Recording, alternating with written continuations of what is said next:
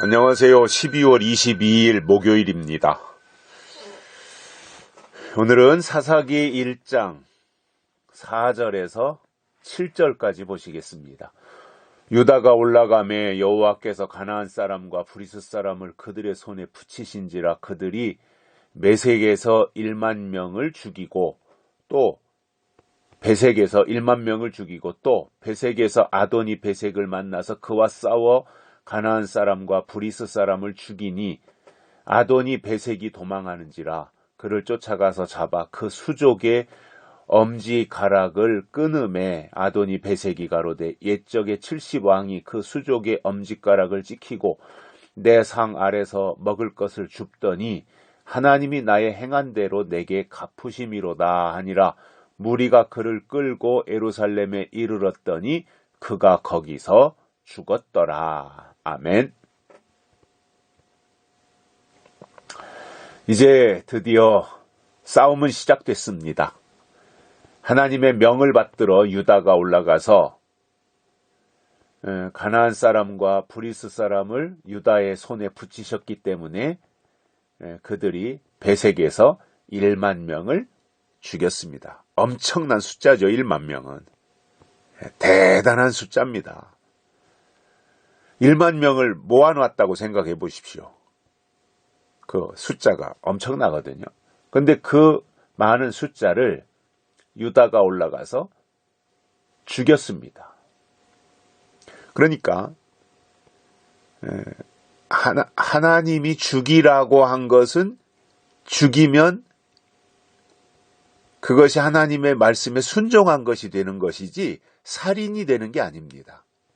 하나님이 죽이라고 한 건 죽이는 거예요.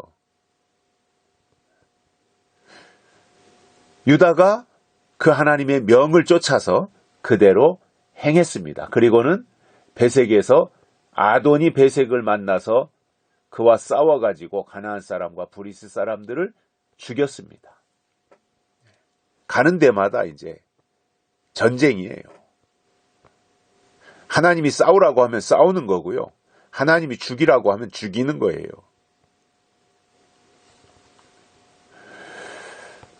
그랬더니 거기에서 아도니 베색이라고 하는 사람이 도망가는 거예요. 걸음아 날 살려라 하고. 왜냐하면 그대로 있다가는 자기도 죽임을 당하게 생겼으니 도망가는 게 상책이다 생각하고 도망을 하는데 그를 쫓아가서 잡아가지고 수족의 엄지가락, 손과 발의 엄지손가락, 엄지발가락을 끊어버렸습니다. 잘라버린 거예요.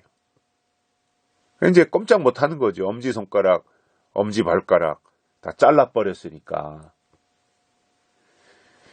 참 잔인하죠. 그죠? 어찌 보면. 그냥 칼로 딱 심장을 찌르든 해서 한순간에 죽게 만들어야지 이 손가락을 다 잘라버리고 발가락을 잘라버리고 이 참 굉장히 잔인해 보이는데 그것도 또 하나님이 허락하셨기 때문에 하는 일들이지 않겠습니까? 그래서 아도니 베색을 잡아가지고 수족의 엄지가락을 끊어 놓으니까 아도니 베색이 이렇게 말합니다. 옛날에 70왕이 그 수족의 엄지가락을 찍히고 내 상 아래서 먹을 것을 줍더니 아도니 베색이 이스라엘의 70명의 왕들을 손가락 발가락의 엄지가락을 잘라버렸다는 거예요. 그리고 나서 이제 배가 고프니까 아도니 베색의 상 아래에서 먹을 것을 주워 먹었다 말이에요. 얼마나 비참한 거예요.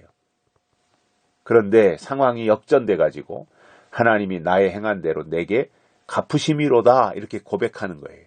아, 옛날에 내가 이스라엘 왕들을 그렇게 했더니 이제 하나님이 그 원수를 나에게 갚으시는구나. 이제 그것을 그때 가서 드디어 깨달은 거죠. 이 아도니 베색이.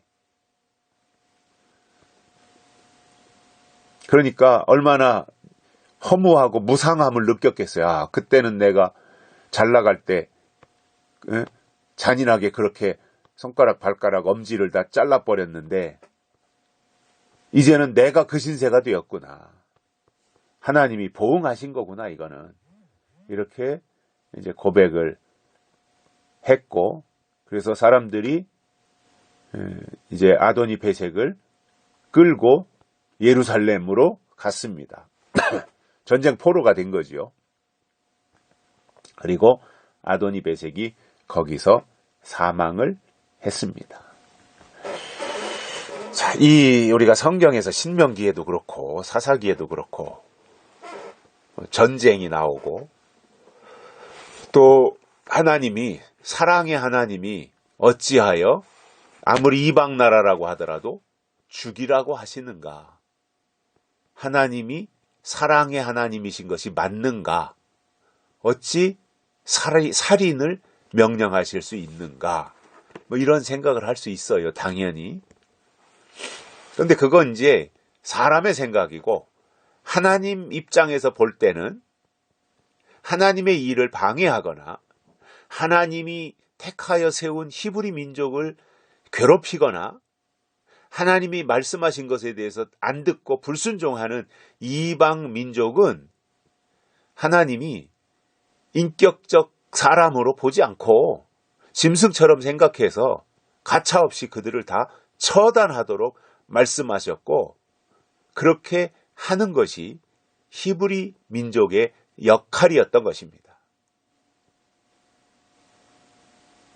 그래서 인간의 어떤 도덕적 기준보다 더 우선시되어야 되는 게 뭐냐면 하나님의 뜻이 우선이라는 거예요.